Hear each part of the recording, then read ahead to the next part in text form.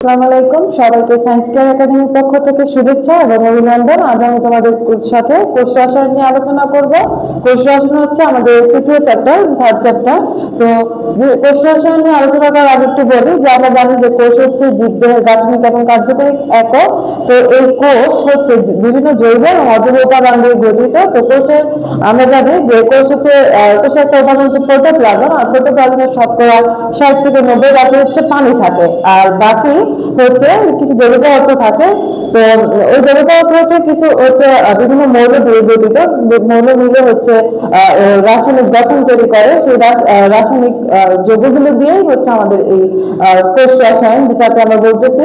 আর একটা জিনিস মাথায় রাখবো যে এই যে কোষ রসায়ন মানে জীবের রাসায়নিক ব্যাপারগুলো নিয়ে যে শাখায় আলোচনা করা হয়, গবেষণা করা হয়, এটাকে আমরা বলতেছি হচ্ছে বায়োকেমিস্ট্রি বা হচ্ছে জৈব জীব রসায়ন।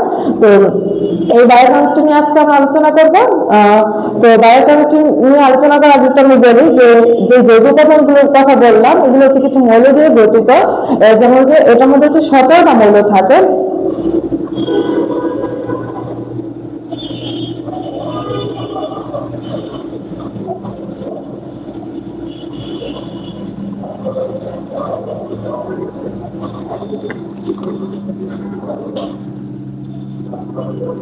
তো মৌল থাকে কত?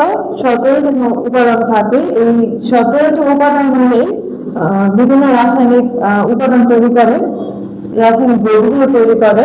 তো 17টি উপাদানের মধ্যে অবশ্যই carbon, hydrogen, oxygen, nitrogen, phosphorus আরো বিভিন্ন গুলো বইয়ের মধ্যে পড়ে গেলে 17টি উপাদান আছে। তো এগুলো দিয়ে হচ্ছে আমাদের হচ্ছে রাসায়নিক যৌগগুলো গঠন করে। তো রাসায়নিক যৌগগুলোর মধ্যে আছে, তো এখন আমরা দেখবো যে জৈব রাসায়নিক পদার্থ কোনগুলো আছে। জৈব রাসায়নিক উপাদান, জৈব রাসায়নিক উপাদানের মধ্যে আছে হচ্ছে পদার্থগুলোর মধ্যে কার্বোহাইড্রেট,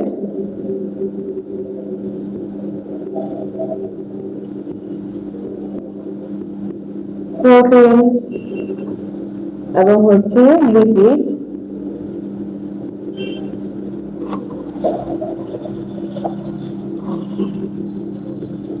অ্যামিনো অ্যাসিড,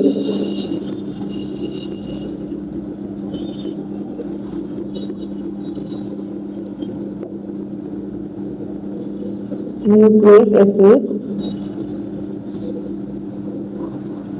আমরা বললাম যে কিছু মৌল মিলে আমাদের জৈব রাসায়নিক পদার্থ গঠন করে। তো জৈব রাসায়নিক পদার্থগুলোর মধ্যে কি কি আছে? Carbohydrate, lipid, amino acid, nucleic acid, protein. তো এই যে আমাদের জৈব রাসায়নিক পদার্থগুলো বললাম, তো আমরা এই চ্যাপ্টারে এই জৈব রাসায়নিক পদার্থগুলো একটু বিস্তারিত ভালোভাবে করবো। যেমন হচ্ছে আমরা যদি বলি কার্বোহাইড্রেট, কার্বোহাইড্রেট কি দিয়ে গঠিত? কার্বোহাইড্রেট যৌগটা হচ্ছে কার্বন, হাইড্রোজেন এবং অক্সিজেন, এই তিনটা মৌল নিয়ে গঠিত। তো এখন আমরা বলবো যে কার্বোহাইড্রেট যদি বলি,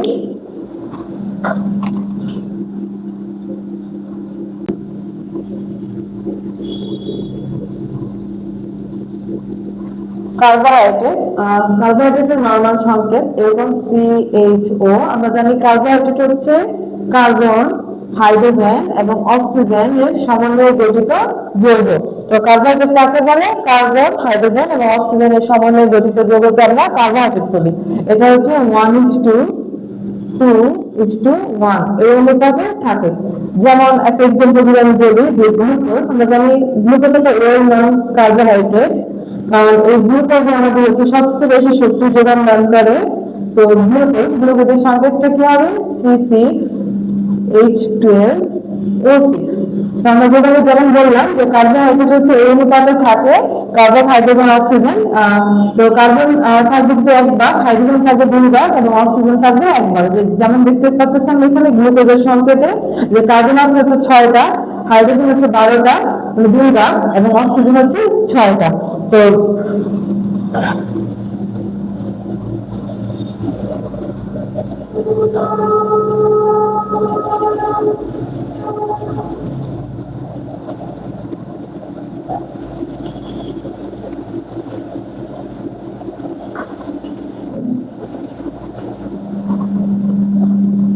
আমরা যেমনটা বললাম যে কার্বন হাইড্রোজেন অক্সিজেন এই অনুপাতে থাকলে এটাকে আমরা বলবো যে কার্বোহাইড্রেট যৌগ, কিন্তু কিছু কিছু ক্ষেত্রে হচ্ছে এই কার্বন হাইড্রোজেন অক্সিজেন দ্বারা গঠিত যৌগকে আমরা কার্বোহাইড্রেট বলবো না। যেমন একটা এক্সাম্পল হচ্ছে দুটোই বলি, এটা হচ্ছে ফর্মালডিহাইড। ফর্মালডিহাইড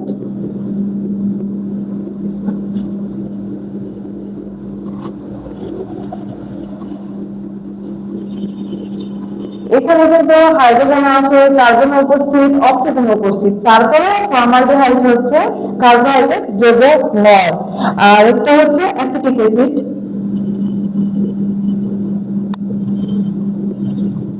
অ্যাসিটিক অ্যাসিড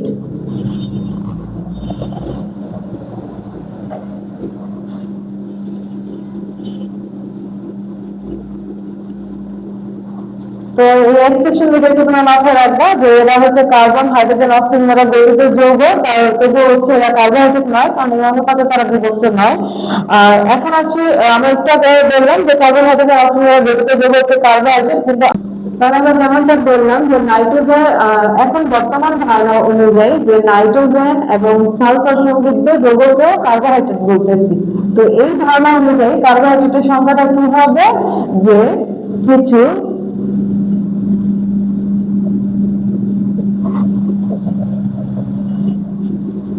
যে সকল অ্যালডিহাইড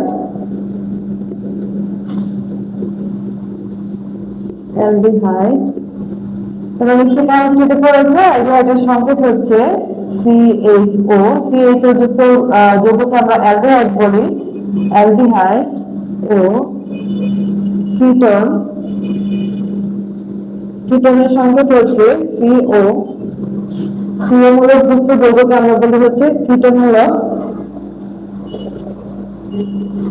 এরকম কিটোন জাতীয় যৌগে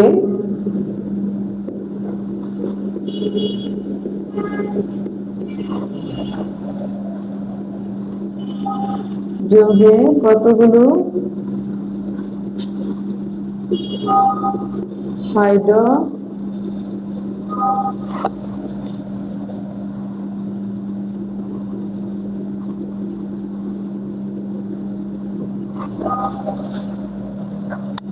গ্রুপ থাকে।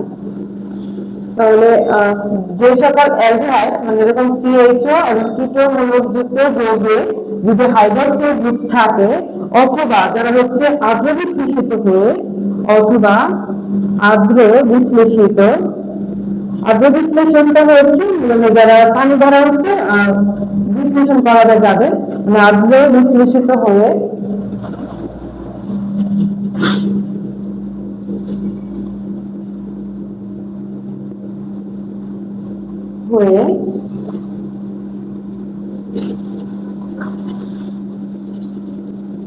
হাইড্রোক্সিল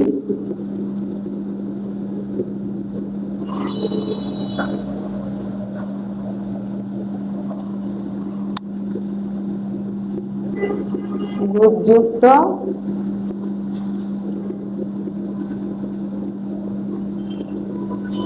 অ্যালডিহাইড ও কিটোনে পরিণত হয়,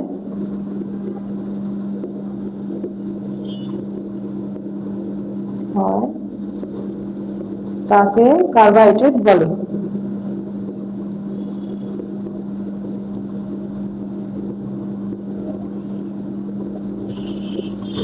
আধুনিক ধারণাতে কার্বোহাইড্রেটের সংজ্ঞা কি যে কিছু অ্যালডিহাইড বা কিটোন যুক্ত যৌগ, তো এই যৌগগুলো যদি হচ্ছে হাইড্রক্সিল গ্রুপযুক্ত যৌগে পরিণত হয় অথবা আদ্রবিশ্লেষিত হয়ে হাইড্রক্সিল গ্রুপযুক্ত অ্যালডিহাইড বা কিটোনে পরিণত হয়, তখন তাদেরকে আমরা কি বলবো? কার্বোহাইড্রেট বলবো। তো এটা হচ্ছে আমাদের কার্বোহাইড্রেটের আধুনিক ধারণার সংজ্ঞা। কার্বোহাইড্রেটের সংজ্ঞাটা আছে, তোমাদের সেই প্রশ্ন কবে থাকতে পারে, তো এটা একটু দেখে নেবা।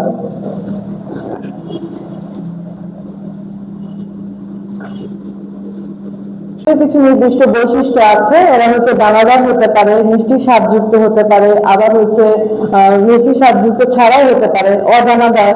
তারপরে হচ্ছে এদের কিছু হচ্ছে রাসায়নিক বৈশিষ্ট্য আছে, যেমন এরা হচ্ছে বিভিন্ন এনজাইমের গাঠনিক উপাদান হিসেবে কাজ করে। সবচেয়ে বড় যেটা একটা কার্বোহাইড্রেট যেমন গ্লুকোজ, গ্লুকোজ কি করে, আমাদের যে সব শক্তির যোগান দান করে। তারপরে হচ্ছে যেমন নিউক্লিক অ্যাসিডের হচ্ছে রাইবোজ এবং ডিঅক্সিরাইবোজ যে সুগার, এটা হচ্ছে এক ধরনের প্যান্টোজ সুগার, যেটা একটা হচ্ছে কার্বোহাইড্রেট। তো কার্বোহাইড্রেট কিছু ইম্পর্টেন্ট বৈশিষ্ট্য আছে, তুমি এটা বই থেকে দেখে নিবা। কার্বোহাইড্রেটের বৈশিষ্ট্য আমাদের জানতে হবে। দেন আছে হচ্ছে কার্বোহাইড্রেটের প্রকারভেদ।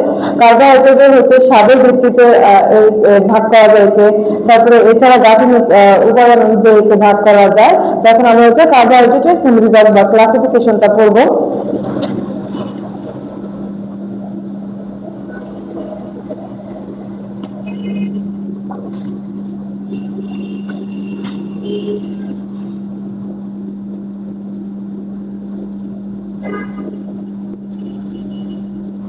কার্বোহাইড্রেটের শ্রেণীবিভাগ। কার্বোহাইড্রেটকে প্রথমে যদি আমরা স্বাদের ভিত্তিতে ভাগ করি, আমি একটু আলাদা আলাদা করে করবো।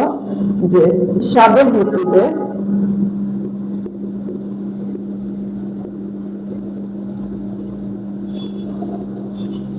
স্বাদের ভিত্তিতে রয়েছে দুই প্রকার, একটা হচ্ছে সুগার, একটা হচ্ছে নন সুগার।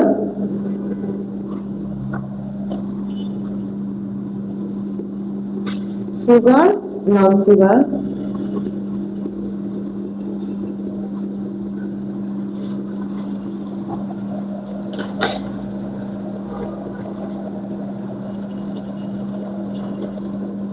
সুগার যেমন হচ্ছে চিনি, মিষ্টি স্বাদযুক্ত। নন সুগার যেমন হচ্ছে সেলুলোজ,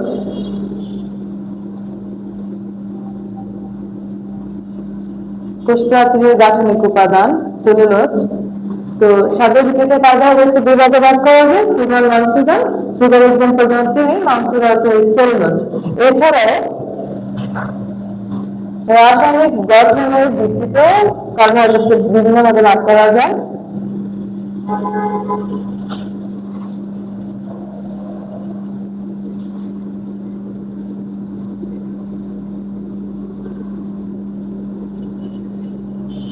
রাসায়নিক অণু গঠন, মানে রাসায়নিক যে যৌগ তারা গঠন করে, সেই রাসায়নিক গঠন অণুর ভিত্তিতে বিভিন্নভাবে কার্বোহাইড্রেট তৈরি হতে পারে। ভিত্তিতে এটাকে হচ্ছে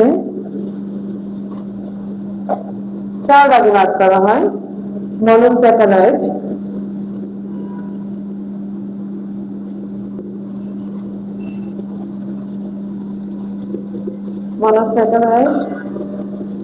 ডাইস্যাকারাইড। মনোস্যাকারাইড হচ্ছে যে কার্বোহাইড্রেটকে ভাঙলে আর কোনো কার্বোহাইড্রেটের কোনো অণু পাওয়া যায় না, এটা হচ্ছে মনোস্যাকারাইড, মানে একটাই যৌগ। আর ডাইস্যাকারাইড হচ্ছে এরকম দুইটা মনোস্যাকারাইড মিলে একটা হচ্ছে যৌগ গঠন করে, এটাকে আমরা বলছি ডাইস্যাকারাইড। তো ডাই মানে হচ্ছে দুই, আর দুইটা মনোস্যাকারাইড মিলে একটা হচ্ছে ডাইস্যাকারাইড গঠন করে, ডাইস্যাকারাইড। আর হচ্ছে পলিস্যাকারাইড।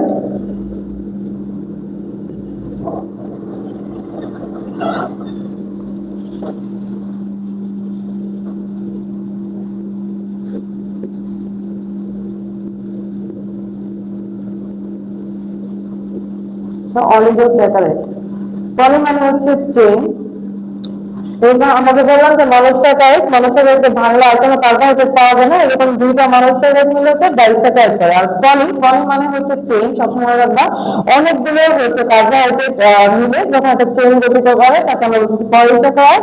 মেন হচ্ছে অলিগোস্যাকারাইড। 4 ভাগে ভাগ করা যায়। এখন আমরা হচ্ছে প্রত্যেকটা ভাগটা আলাদা করবো এক্সাম্পল গুলো।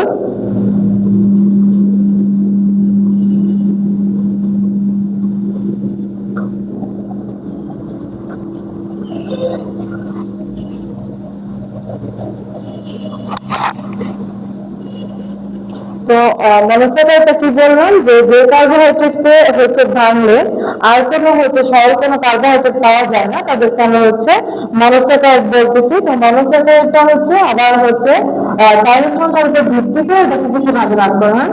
কিসের উপর ভিত্তি করে? কার্বন সংখ্যার উপর ভিত্তি করে। আমরা আগে বলছি যে কার্বোহাইড্রেট হচ্ছে কার্বন, হাইড্রোজেন এবং অক্সিজেন দ্বারা গঠিত যৌগ। তো এই কার্বনের সংখ্যার ভিত্তিতে, মানে কতগুলো কার্বন থাকবে কার্বন সংখ্যার ভিত্তিতে এই মনোস্যাকারাইডকে আবার কিছু ভাগে ভাগ করা হয়। মনোস্যাকারাইডকে আমরা যদি বলি যে কার্বন সংখ্যা 1, তখন এটাকে কি বলবো?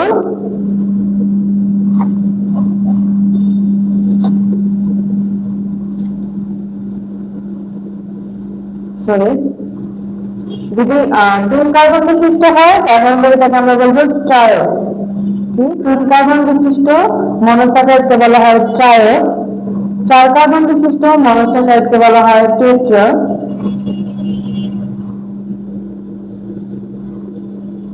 টেট্রাস 4 কার্বন বিশিষ্ট মনোস্যাকারাইডকে বলা হয় টেট্রাস। 5 কার্বন বিশিষ্ট মনোস্যাকারাইডকে বলা হয় পেন্টোস। যদি কার্বন সংখ্যা 6টা থাকে তাহলে একে বলা হবে হেক্সোস। এরকম কার্বন সংখ্যার ভিত্তিতে এরকম মনোস্যাকারাইডের কিছু ভাগ আছে, এগুলো আমরা বললাম। সেম যদি 7টা কার্বন থাকে তাহলে আমরা একে বলবো হ্যাপ্টোস।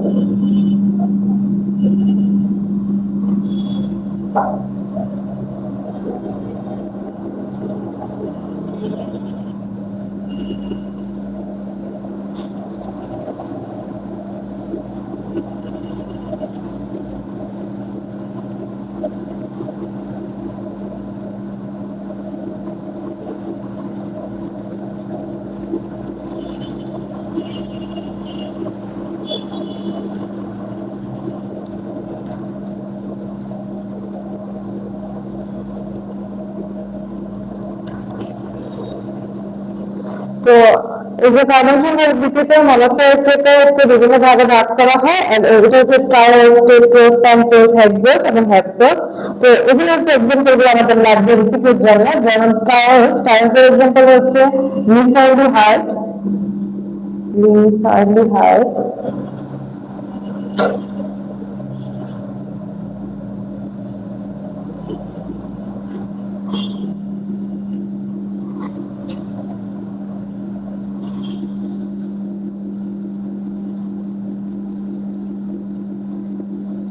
মিথাইলডিহাইড আর তার হচ্ছে ডাইহাইড্রক্সি অ্যাসিটন। আমাকে বলতে দেখে নিবা, কারণ তোমার হচ্ছে এই মনোস্যাকারাইডের এক্সাম্পল যেগুলো লাগবে যে নিচে এখান থেকে থেকে আসতে পারে। যে মিথাইলডিহাইড একটা মনোস্যাকারাইড, এটা জানার জন্য হলে তোমার কি করতে হবে যে ট্রায়োস একটা মনোস্যাকারাইড। তো ট্রায়োসের অন্তর্ভুক্ত হচ্ছে মিথাইলডিহাইড, ডাইহাইড্রক্সি অ্যাসিটন। এই জন্য যেমন টেট্রাসের এক্সাম্পল হচ্ছে ইরিথ্রাস,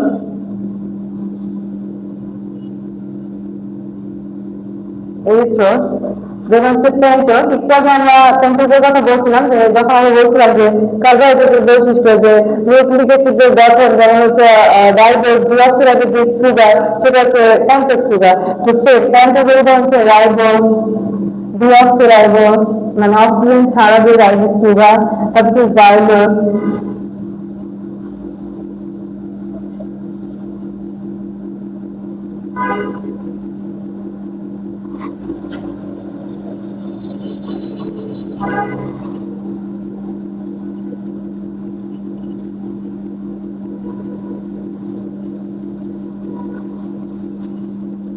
তারপরে হচ্ছে হেক্সোস। হেক্সোসের এক্সাম্পল এখন আমরা দেখে ফেলছি অলরেডি, সেটা হচ্ছে গ্লুকোজ।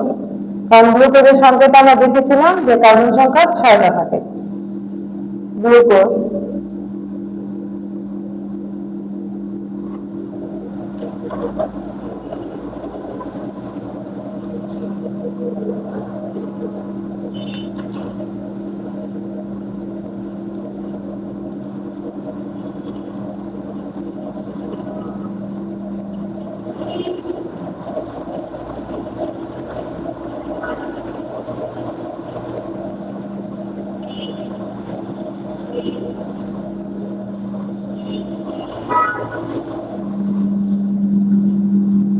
কার্বোহাইড্রোলজি।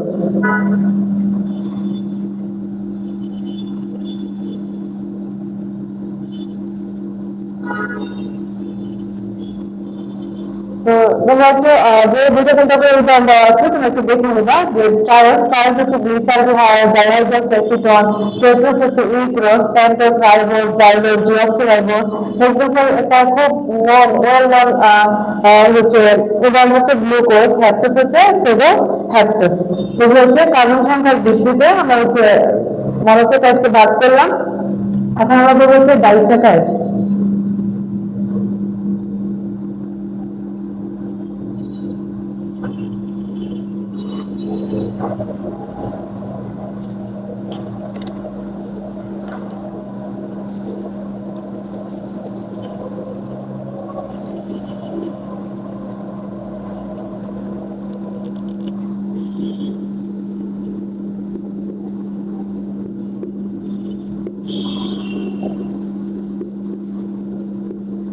ডাইস্যাকারাইড আমি আগে বলছিলাম যে যেটা মনোস্যাকারাইডের সমন্বয়ে গঠিত হয়। ডাইস্যাকারাইডের মধ্যে কি কি আছে? এটা হচ্ছে সুক্রোজ, সেলোবায়োজ,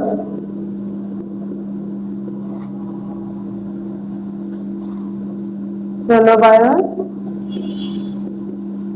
এবং হচ্ছে ম্যালটোজ।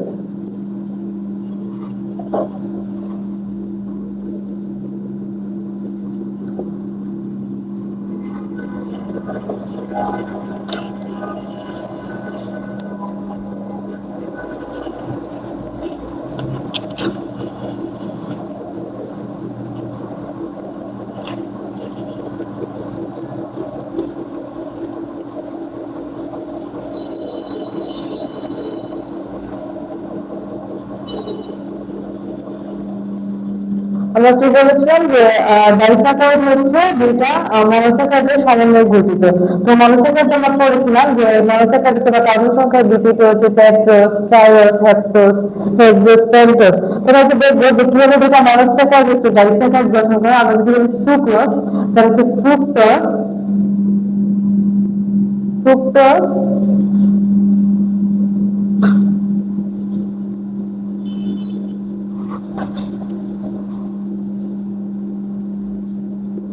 ফ্রুক্টোজ প্লাস হচ্ছে গ্লুকোজ। গ্লুকোজ হচ্ছে আমাদের একটা মনোস্যাকারাইড, ফ্রুক্টোজ একটা মনোস্যাকারাইড, গ্লুকোজ।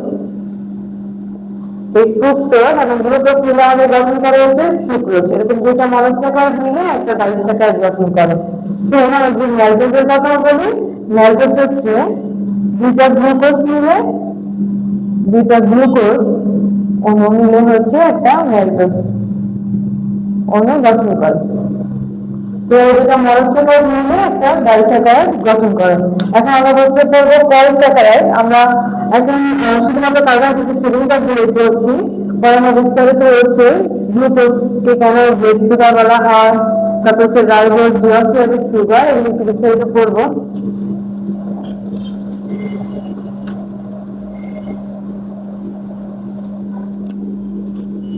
তো আমি কি বলছিলাম যে আরেকটা হচ্ছে পলিস্যাকারাইড।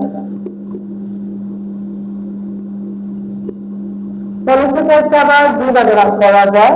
একটা হচ্ছে গঠন সহায়ক, মানে যেটা গঠনে হেল্প করে, গঠন সহায়ক। আর এটা হচ্ছে সঞ্চিত থাকে, সঞ্চিত উপাদান হিসেবে থাকে। তো গঠন সহায়ক হচ্ছে সেলুলোজ। আমরা জানি কোষ প্রাচীর গঠনে সেলুলোজ খুব গুরুত্বপূর্ণ ভূমিকা পালন করে। সেলুলোজ প্লাস হচ্ছে আরেকটা হচ্ছে প্যাকটিন। সেলুলোজ প্যাকটিন দুটো আমাদের কোষ প্রাচীর গঠনে হেল্প করে। আর সঞ্চিত হিসেবে থাকে হচ্ছে স্টার্চ এবং হচ্ছে গ্লাইকোজেন।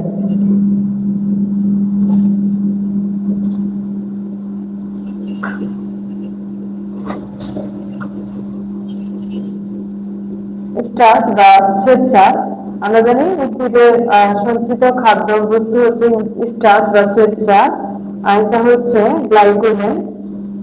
প্রাণীদেহের হচ্ছে কার্বোহাইড্রেটটা গ্লাইকোজেন রূপে সঞ্চিত থাকে। তো এই ছিল পলিস্যাকারাইড। এটা হচ্ছে গঠন সহায়ক আর সঞ্চিত দুইভাবে থাকতে পারে। গঠন সহায়ক হচ্ছে সেলুলোজ এবং প্যাকটিন, যেটা আমাদের কোষ প্রাচীর গঠনে সাহায্য করে। আর সঞ্চিত উদ্ভিদ হচ্ছে স্টার্চ বা শ্বেতসার হিসেবে থাকে। আর প্রাণীদেহ হচ্ছে গ্লাইকোজেন রূপে সঞ্চিত থাকে। এই ছিল পলিস্যাকারাইড। এখন আমরা বলবো হচ্ছে অলিগোস্যাকারাইড।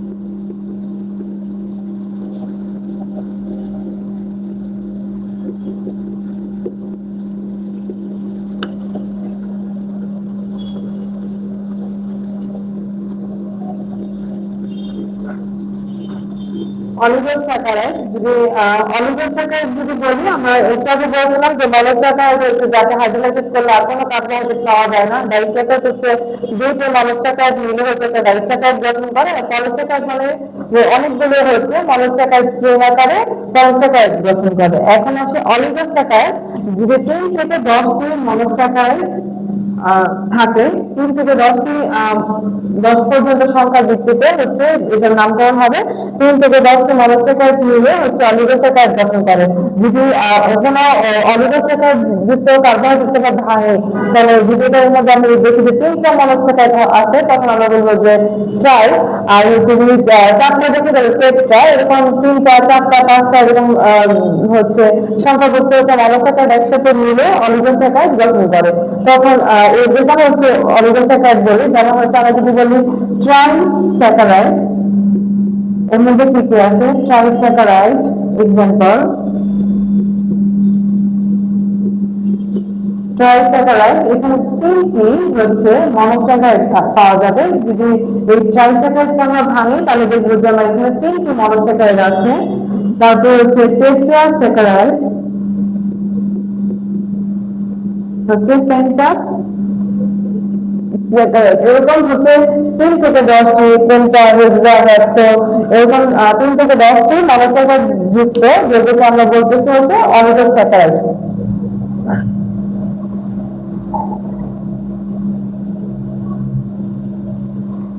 আমি যদি একটা এক্সাম্পল দেখাই দিই যে কিভাবে ট্রাইস্যাকারাইড গঠন করে, যেমন এখনো হচ্ছে গ্লুকোজ, এখনো গ্লুকোজ, এখনো ফ্রুক্টোজ, এখনো গ্লাকটোজ।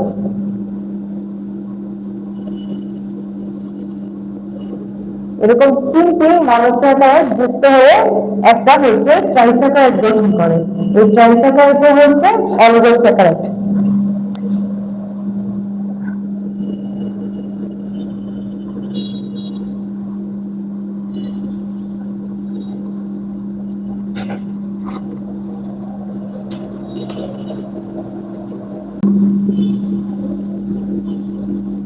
ক্ষমতার ভিত্তিতে, বিজান ক্ষমতার ভিত্তিতে একটা হচ্ছে রিডিউসিং সুগার, একটা হচ্ছে নন রিডিউসিং।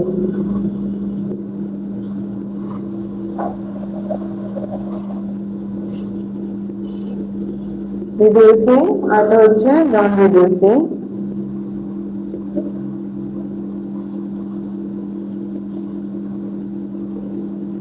এখন আসে যে এটা আমরা বললাম যে রিডিউসিং সুগার আছে নন রিডিউসিং সুগার, বিজান ক্ষমতার ভিত্তিতে।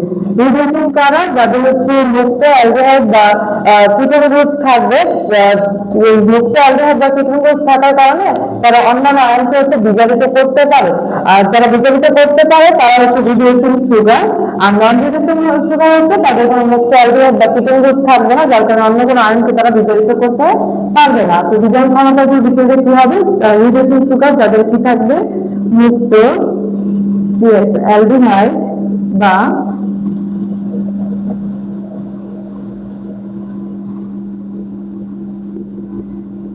কিটোন গ্রুপ থাকবে। এই কিটোন গ্রুপ থাকার কারণে তারা হচ্ছে বিভিন্ন ক্ষারীয় আয়নকে বিজারিত করতে পারবে। আর বিজারণ করতে পারলে তাদেরকে আমরা বলছি রিডিউসিং সুগার। আর নন রিডিউসিং সুগার যে কোনো মুক্ত CHO মানে অ্যালডিহাইড বা হচ্ছে কিটোন গ্রুপ থাকবে না, মুক্ত অ্যালডিহাইড বা কিটোন গ্রুপ থাকবে না, যার কারণে তারা কি করতে পারবে না? কোনো ক্ষারীয় আয়নকে বিজারিত করতে পারবে না। এরা কি করতে পারবে? আমরা এদের থেকে রিডিউসিং এবং নন রিডিউসিং এর পার্থক্যটা জেনে যাবো।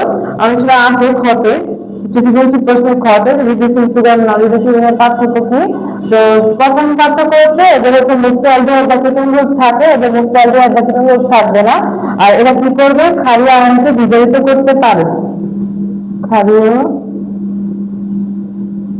আয়নকে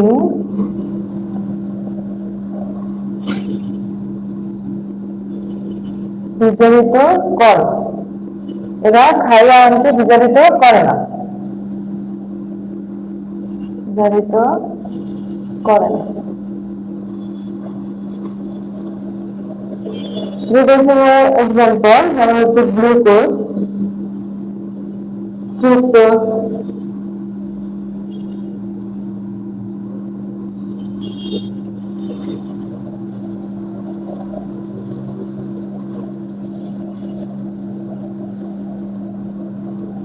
আর নন রিডিউসিং যেমন হচ্ছে সুক্রোজ।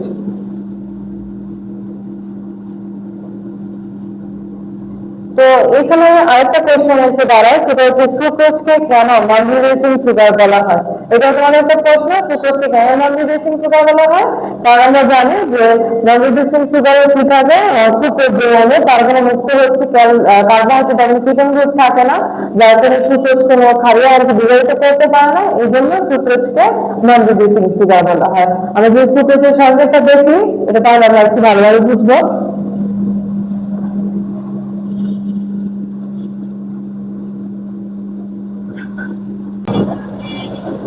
আমরা যে কার্বোহাইড্রেটের শ্রেণীবিভাগ করেছিলাম, তো এর মধ্যে প্রথমে পড়েছিলাম যে মনোস্যাকারাইড। তো মনোস্যাকারাইড এক্সাম্পল হিসেবে আমরা পড়েছিলাম যে গ্লুকোজ।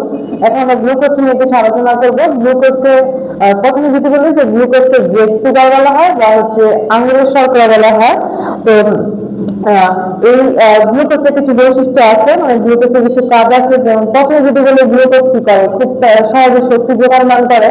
তো রোগী বিভিন্ন পেশেন্টের হচ্ছে পক্ষ হিসেবে, মানে রোগী খাবার হিসেবে আমরা গ্লুকোজ প্রদান করে থাকি, খুব সহজে এটা শক্তি যোগান দেয়। তারপর হচ্ছে ভিটামিন সি তৈরিতে, তাছাড়াও হচ্ছে গ্লুকোজ বিভিন্ন যোগে তৈরিতে হেল্প করে। তো গ্লুকোজটা আমরা কি বলি, যেমন গ্লুকোজ, গ্লুকোজকে বলা হয় ব্রেড সুগার। এটা একটা ব্রেড সুগার বা আঙুরের শর্করা।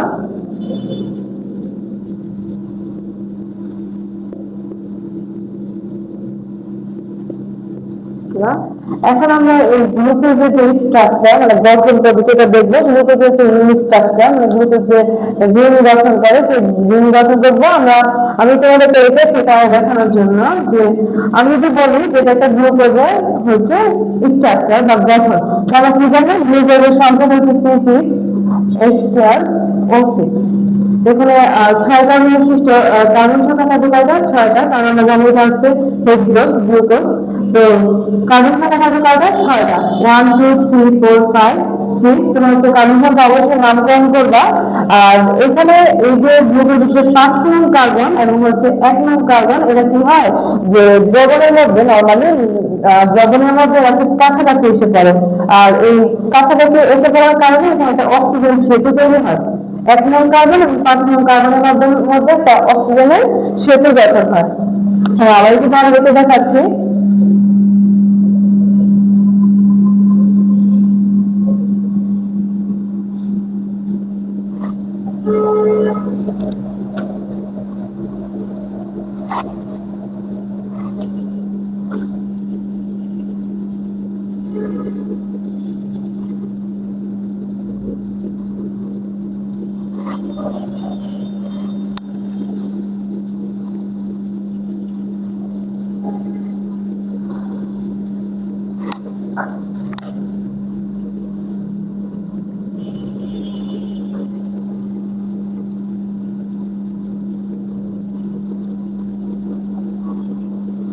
ওয়ান নাম্বারিং করবা, 2 3 4 5 6।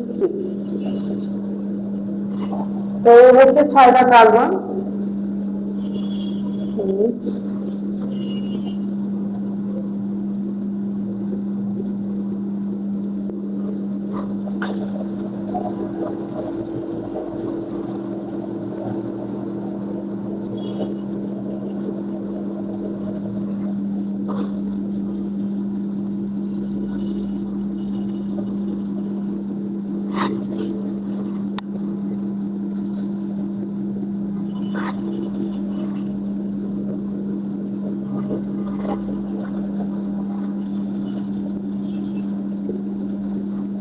আমি যেটা বললাম যে 5 নং কার্বন এবং 1 নং কার্বন কাছাকাছি এসে পড়ার কারণে একটা অক্সিজেন সেতু তৈরি হয়, যার কারণে 1 নং কার্বনে একটা হাইড্রোক্সি গ্রুপের তৈরি হয়। এই হাইড্রক্সিল গ্রুপটা এটা দুটো স্থানে থাকতে পারে, আলফা অথবা বিটা। যখন উপরে থাকবে, উপরে হচ্ছে সরি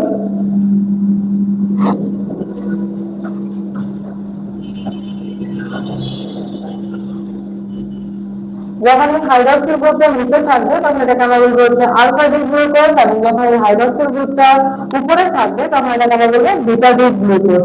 এটা হচ্ছে গ্লুকোজের রিং স্ট্রাকচার। তো রিং স্ট্রাকচারের ভিত্তিতে গ্লুকোজ দুই প্রকার, হচ্ছে আলফা ডি গ্লুকোজ আর বিটা ডি গ্লুকোজ। এটা খুব সহজ, যে হাইড্রক্সিল গ্রুপটা যদি উপরে থাকে, যদি এখানে থাকে, এটাকে হচ্ছে আলফা ডি গ্লুকোজ। যদি এই হাইড্রক্সিল গ্রুপটা আবার উপরে থাকে,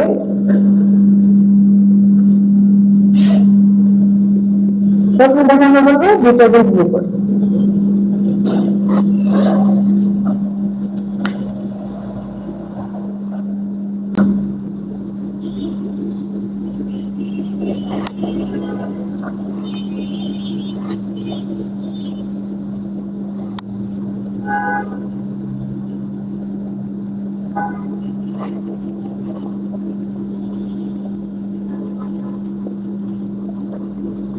তখন আমরা গ্লুকোজের রিং স্ট্রাকচার দেখাচ্ছি। গ্লুকোজ হচ্ছে রিং স্ট্রাকচার দুইভাবে থাকতে পারে, একটা আলফা এবং হচ্ছে একটা বিটা। আর এটা হচ্ছে দানাবদ্ধ এবং নবাবদ্ধ, যেটাকে আমরা বলছি হচ্ছে ডি গ্লুকোজ এবং হচ্ছে এল গ্লুকোজ। দানাবদ্ধ এবং নবাবদ্ধ এটা মধ্যে দেখাবো, রিং স্ট্রাকচারে থাকে না, এটা নর্মালি থাকে। তো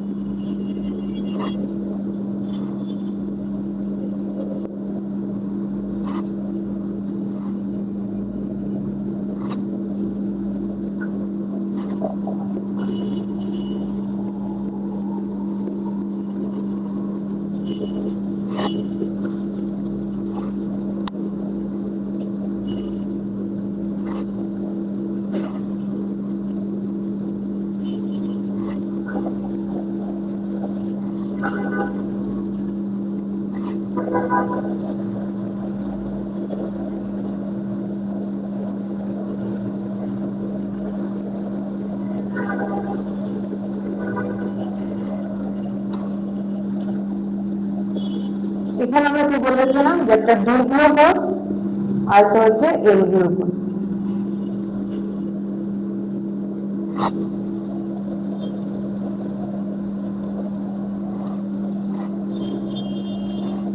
যদি এই যে 5 নং কার্বনের হাইড্রক্সিল গ্রুপটা যদি বাম দিকে থাকে, যদি বাম দিকে থাকে, লেফট সাইডে থাকে, লেফট সাইড, সেটা ডান সাইডে আছে।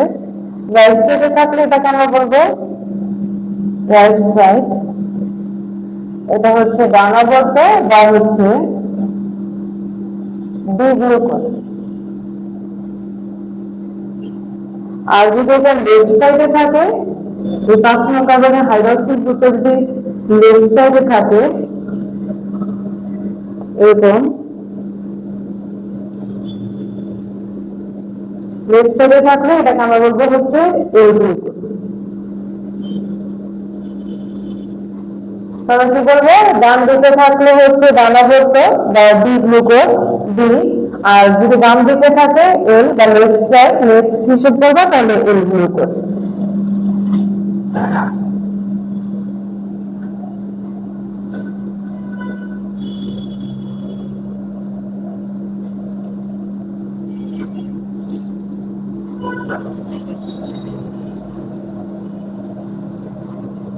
আমরা কার্বোহাইড্রেটের মানুষের মধ্যে আরেকটা 6 কার্বন বিশিষ্ট কার্বোহাইড্রেট করেছিলাম,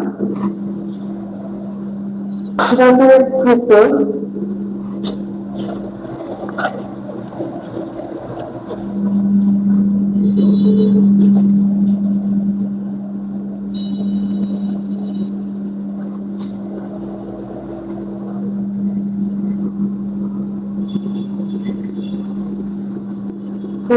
ফ্রুক্টোজকে বলা হয় ফলের শর্করা। আর আমরা একটু আগে বললাম যে গ্লুকোজকে বলা হয় গ্রেপ সুগার বা হচ্ছে আঙুরের শর্করা। ফ্রুক্টোজকে বলা হয় হচ্ছে ফলের শর্করা। এখন আবার হচ্ছে ফ্রুক্টোজেরও দুইটা গ্যাস, একটা হচ্ছে আলফাটিক ফ্রুক্টোজ, একটা হচ্ছে বিটাডিক ফ্রুক্টোজ। আমরা ফ্রুক্টোজের রিলিজ স্ট্রাকচার একটু পড়বো। ফ্রুক্টোজ হচ্ছে 6 কার্বন বিশিষ্ট মনোস্যাকারাইড।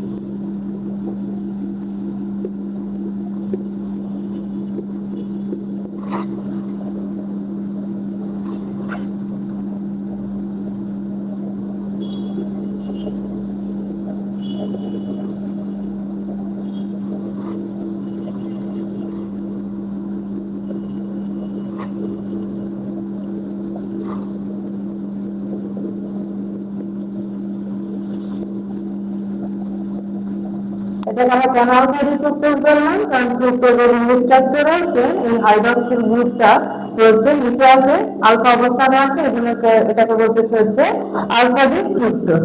আর যদি এটা এরকম থাকতো,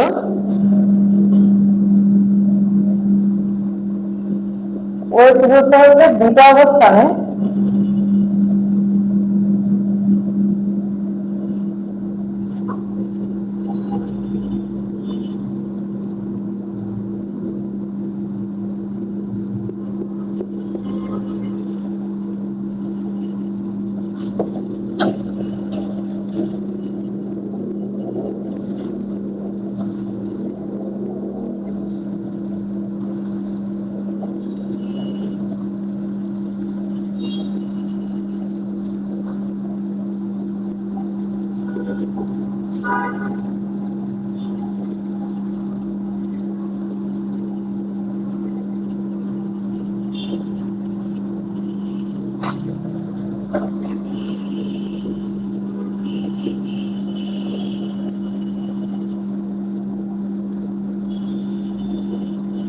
এই ক্ষেত্রে আমরা দেখি যে ওই হাইড্রক্সিল গ্রুপটা হচ্ছে বিটা অবস্থানে আছে, এখানে এটাকে আমরা বলবো হচ্ছে বিটা ডি ফ্রুক্টোজ। তো এই গ্রুপের যেমন ফ্রুক্টোজের রিলিজ স্ট্রাকচারটা আমাদের আছে, মানে এটা আমাদের খুব গুরুত্বপূর্ণ, এটা আমরা কিছু দেখায় না।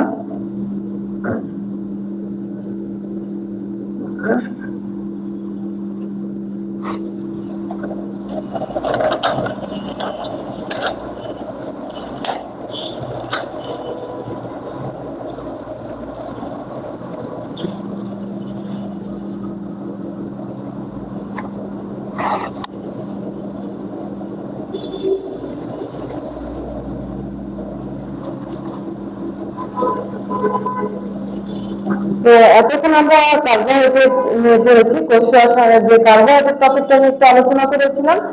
আমরা তো জানি যে কার্বোহাইড্রেট আমাদের অনেক গুরুত্বপূর্ণ ভূমিকা পালন করে, কোষ প্রাচীরের রাসায়নিক উপাদান হিসেবে কাজ করে, শক্তির প্রধান উৎস হিসেবে কাজ করে।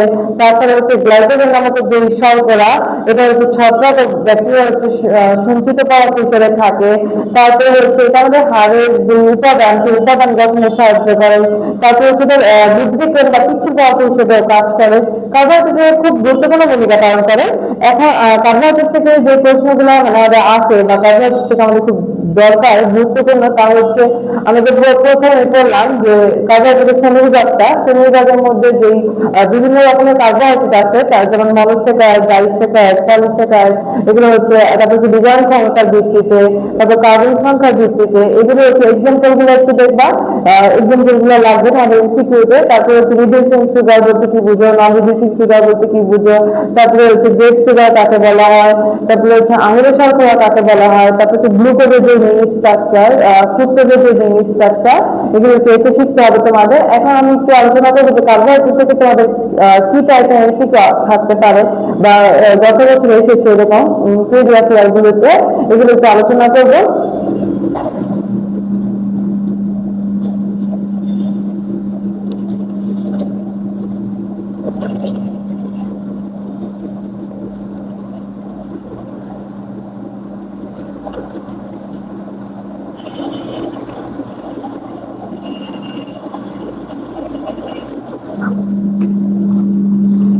একটা কোয়েশ্চেন থাকে যে নিচে কোনটি রিডিউসিং সুগার।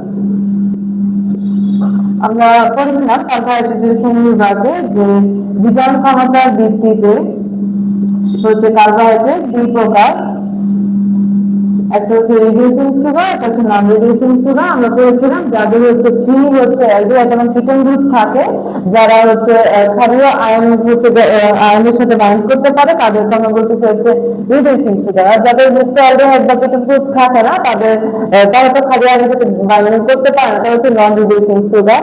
তো রিডিউসিং সুগার কারা কারা আমরা জানি। এখানে কিছু এক্সাম্পল দিচ্ছে, অপশন রয়েছে তোমাদের হচ্ছে স্টার্চ, দেন হচ্ছে গ্লুকোজ,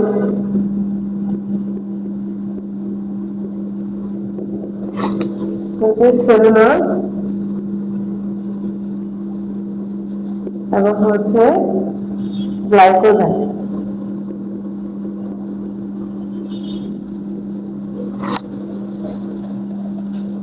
আমরা বলি রিডিউসিং সুগার হচ্ছে গ্লুকোজ, ফ্রুক্টোজ, ল্যাকটোজ, আর হচ্ছে ম্যালটোজটা হচ্ছে আংশিক, আর বাকিটা স্টার্চ, সেলুলোজ, গ্লাইকোজেন এদের কারণেই তখন হচ্ছে তাদের অ্যালডিহাইড বা কিটোন গ্রুপটা হচ্ছে ফাঁকা থাকে না, বা হচ্ছে তারা ফ্রি থাকে না, যে তারা ক্ষারীয় কোনো আয়নের সাথে বাইন্ড করবে। সেই আছে গ্লুকোজের হচ্ছে অ্যালডিহাইড এবং হচ্ছে কিটোন গ্রুপ থাকে। এই গ্লুকোজের যে স্ট্রাকচার যেটা আমরা দেখতে পাই, তো গ্লুকোজ হচ্ছে ক্ষারীয় আয়নের সাথে বাইন্ড করতে পারে। এরকম গ্লুকোজ, ফ্রুক্টোজ, তারপরে গ্লাকটোজ, এরা হচ্ছে রিডিউসিং সুগার। তো আমরা কি জানি যে রিডিউসিং সুগার কারা? গ্লুকোজ, ফ্রুক্টোজ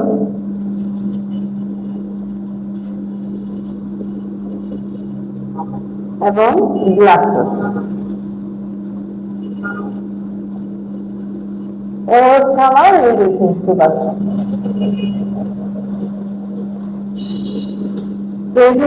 রিডিউসিং সুগার থেকে এছাড়া আমাদের হচ্ছে কার্বোহাইড্রেট শ্রেণীবিভাগ থেকেও কোশ্চেন থাকে।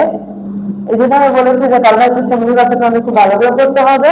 কারণ হচ্ছে যেমন আমি পরে বলেছিলাম যে পলিস্যাকারাইড, অলিগোস্যাকারাইড এগুলো এক্সাম্পল করবা, যেরকম থাকতে পারে যে পলিস্যাকারাইড নিচে কোনটি পলিস্যাকারাইড? পলিস্যাকারাইড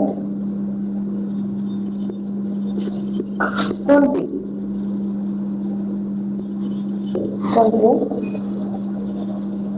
এটা তোমাদের মেডিকেল ভর্তি পরীক্ষার একটা কোশ্চেন আসছে 15-16-তে। তো পলিস্যাকারাইড কোনটা আমরা জানি, পলিস্যাকারাইড এগুলো আমি খুব ভালো করেই জানি, কারণ পলিস্যাকারাইড কারা?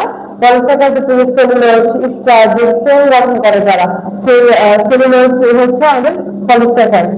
তো এই জন্য তোমরা বুঝতে পারতেছো যে কার্বোহাইড্রেট শ্রেণীবিভাগ থেকেও কোশ্চেন আছে, যে এক্সাম্পল প্রত্যেকটাই শুধুমাত্র পলিস্যাকারাইড যে থাকবে এরকম না, এরকম আসতে পারে নিচে কোনটি অলিগোস্যাকারাইড, নিচে কোনটি মনোস্যাকারাইড। এখানে আমি বলেছিলাম যে মনোস্যাকারাইড থেকে আবার ভাগ করা হয়েছে কার্বন সংখ্যার ভিত্তিতে ট্রায়োস্টেটে, এগুলো এক্সাম্পল আমি লিখে দিয়েছিলাম। তোমরা বই থেকে হচ্ছে লাইনগুলো হচ্ছে মার্ক করে করে পড়বা, কারণ হচ্ছে আমি দেখতে পাচ্ছি যে মেডিকেল ভর্তি পরীক্ষা আসছে, তারপর তোমার সামনে এইচএসসি পরীক্ষা, সেখানেও থাকতে পারে এখান থেকে।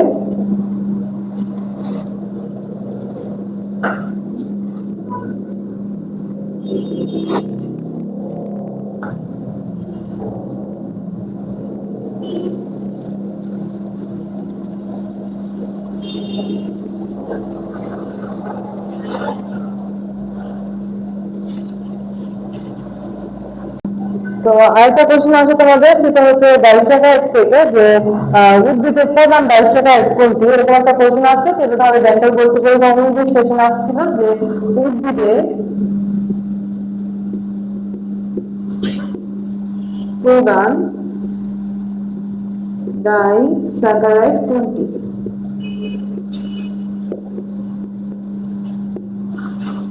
তাহলে অপশন দেখলাম না। একটা কথা বলি যে জীববিজ্ঞান গেল যেখানে হচ্ছে একটু মুখস্থ নির্ভর থাকে, বা হচ্ছে আমাদের হচ্ছে একটু জানা লাগে, জ্ঞানমূলক বেশি থাকে ইনস্টিটিউট গুলো, সিরিয়াস সায়েন্সের মতো না, যেমন চিত্র বা হচ্ছে জৈবের যে গাঠনিক যে স্ট্রাকচার সেটা দেখে আমরা হচ্ছে ইনস্টিটিউট সলভ করতে পারবো, এরকম না। তো যেহেতু একটা মুখস্থ নির্ভর, তো সেখানে যদি তোমরা 4টা অপশন নিয়ে একসাথে পড়ো, তাহলে দেখা যাচ্ছে যে পরীক্ষাতে আমরা যে অপশন নিয়ে পড়বো, এখানে যেমন সলভ করতেছি, যে টেস্ট পেপার বলো বা কোশ্চেন ব্যাংক আমরা সলভ করতেছি, এখানে যে 4টা অপশন দিয়ে এখানে কোশ্চেনটা তৈরি করা হয়েছে, আমাদের যে পরীক্ষা হলে যে কোশ্চেন পেপার থাকবে সেখানে ওই 4টা অপশন হতে চেঞ্জ করে আসতে পারে। তখন তুমি যদি 4টা অপশন নিয়ে একসাথে পড়ো তাহলে দেখা যাবে যে তোমার মেয়ের অ্যান্সারটা থেকে মনে হয় 4টা অপশন দেওয়া মাথায় ঢুকতেছে, আর সেখান থেকে বড় একটা অপশন তোমার যে মেইন পরীক্ষার যে কোশ্চেন ব্যাংক সেখানে আছে। তো তুমি কি করবে যে ওই এটা তো আমি করেছিলাম, আমার মাথায় এটাই ঘুরতেছে, তখন দেখা যাচ্ছে তুমি অ্যান্সারটা মানে এক্সাক্ট যে অ্যান্সারটা সেটা রেখে দেবে, যে অপশন 4টাই তোমার ঘুরবে, তো একটা অপশন তুমি সামনে পড়বে তো ওটা তুমি দাগিয়ে ফেলবে। আর তোমরা খুব ভালো করে জানো যে একবার আমরা যদি এমসিকিউ যে অ্যান্সার শিট আমি বড় একটা অ্যান্সার তুমি ফিল আপ করে ফেলছো মানে কালি দিয়ে, তো তুমি চাইলে কেটে আরেকটা যে ফিল করবা, ধরো তুমি সঠিক উত্তরে ফিল করেছো কিন্তু সেটা তোমাদের মানে সেই মার্কটা তুমি পাবা না, সেই মার্কটা আসবে না। এই জন্য তুমি হচ্ছে একটু ভেবে কিন্তু এমসিকিউ সলভ করার আগে একটু ভেবে কিন্তু সলভ করতে হবে। আমি যেটা বললাম যে সবসময় জীব বিজ্ঞানের এমসিকিউ পড়ার সময় যেটা মেন অ্যান্সার যে উদ্ভিদের প্রধান বায়ুশাখা কোনটি, উদ্ভিদের প্রধান বায়ুশাখা হচ্ছে সুক্রোজ। এখন আশেপাশে অপশন দেখার পর যদি তুমি দেখো তাহলে আশেপাশে অপশনের যে মানে ব্যাখ্যাগুলো এগুলো সহ করবা, যে যেমন এখানে অপশন থাকতে পারে ল্যাকটোজ থাকতে পারে, ম্যালটোজ থাকতে পারে।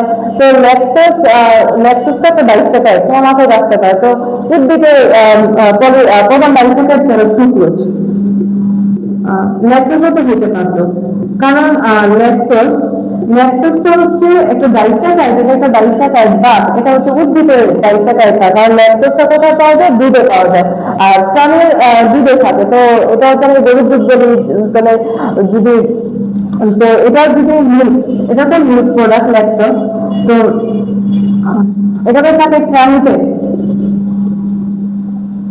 এখানে তো উদ্ভিদের সাথে এটা কোনো সামঞ্জস্য নাই।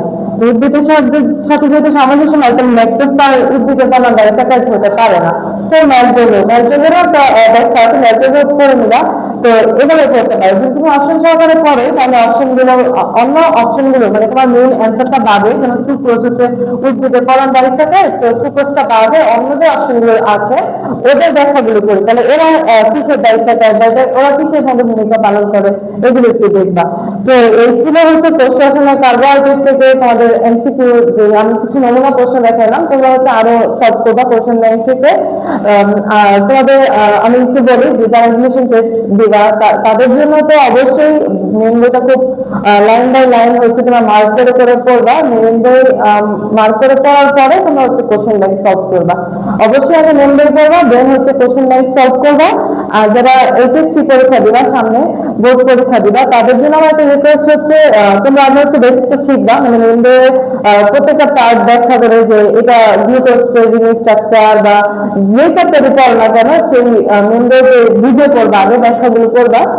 বেসিক শেষ করে দেন তোমরা অবশ্যই অবশ্যই হচ্ছে সৃজনশীলের জন্য তোমরা বোর্ড কোশ্চেন সলভ করবা। মানে প্রিভিয়াস ইয়ারগুলোতে দেখা যায় এমন অনেক হয় যে আমরা অ্যান্সারটা পারি, মানে তুমি যদি মেন বইটা মুখস্থ করে ফেলো না কেন, তুমি যদি কোশ্চেনের প্যাটার্ন না বুঝো তাহলে কোনোভাবে ওই কোশ্চেনের অ্যান্সার করতে পারবে না। এমন হয় যে তুমি পারো যে মাইটোকন্ড্রিয়ার গঠন সম্পর্কে তুমি পারো, কিন্তু উদ্দীপকে তোমাকে যেভাবে বলা হয়েছে সৃজনশীলে যে এটা যে মাইটোকন্ড্রিয়ার গঠন আঁকতে হবে বা মাইটোকন্ড্রিয়ার গঠন তোমার বুঝতে হবে, এটা তুমি বুঝতেছো না, কারণ বলতে পারো যে প্রচুর শক্তি বলা হয় বা মাইটোকন্ড্রিয়া এটির উৎপাদনে ভূমিকা পালন করে। তো এগুলো তুমি হচ্ছে কোশ্চেনের প্যাটার্ন দেখার জন্য হলে হয়তো বোর্ড কোশ্চেন গুলো তোমাকে সলভ করতে হবে। দেখবা যে বোর্ড কোশ্চেন অনেকগুলোই থাকে, মানে প্রতি বছর এক্সামের যে কোশ্চেন গুলো সেগুলো অ্যাড হয় আমাদের টেস্ট পেপার বা সাপ্লিমেন্টে।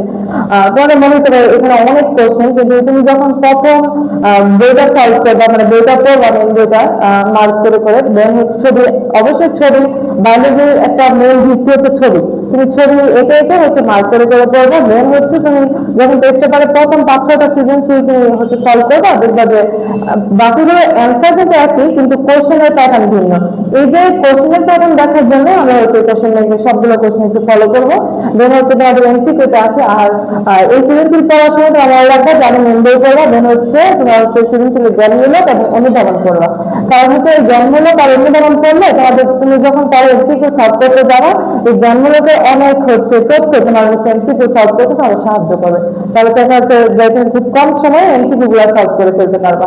দেন হচ্ছে গড় করবা। আর অবশ্যই গড়ে যদি তোমাদের উচ্চতর দক্ষতা বা প্রয়োগমূলক প্রশ্নে তোমাকে হচ্ছে বলতে পারে যে মাইটোকন্ড্রিয়া ব্যাখ্যা করো, কিন্তু মাইটোকন্ড্রিয়া তৃতীয় আঁকানোর কোনো কথা বলে নাই বা তৃতীয় দিকে বলে নাই প্রশ্নে। কিন্তু আমি সাজেস্ট করবো যে বেশি মার্কস পাওয়ার জন্য কি চিত্রশিল্পী হওয়া লাগবে না, মোটামুটি একটা মাইটোকন্ড্রিয়ার গঠন নর্মালি এঁকে ওটাকে হচ্ছে একটু ব্যাখ্যা করে দিবা। দেখা যাচ্ছে তোমারও মনে পড়ে যাবে, মানে লিখতে তোমারও সুবিধা হবে আর তোমার কোশ্চেনের অ্যান্সারটা দেখতেও সুন্দর। তো এটা তোমাদের মার্কস পেতে হেল্প করবে। তো এই ছিল আমাদের আজকের ক্লাস, আমাদের সাথেই থাকবা এবং তোমাদের হচ্ছে তোমাদের যদি আলাদা কোনো রিকোয়েস্ট থাকে যে এই চ্যাপ্টারের উপরে বা এই টপিকের উপরে হচ্ছে বিস্তারিত আলোচনা করেন, তো আমি পরবর্তীতে এই ক্লাস সম্পর্কে বা ওই টপিক নিয়ে আলোচনা করবো। তো আজকের মতো এখানেই শেষ।